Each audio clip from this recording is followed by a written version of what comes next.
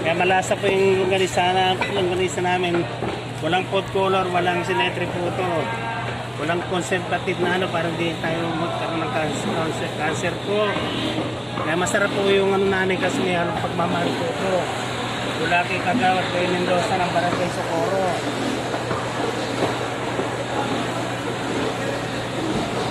Ito naman po ito.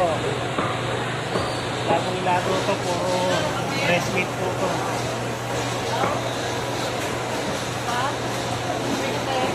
Bukas, subos na itong 20 kilos. Kaya ngayon pa lang, magsipunta na kayo habang ginagawa ko pa lang.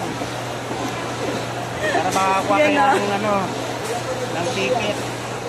Ang stop para di kayo magsipila dito. Wow, may stop pa tayo. May paayuda si Kagawad. Punta na Stop para kayo. hindi sila pipila. Okay. Thank you.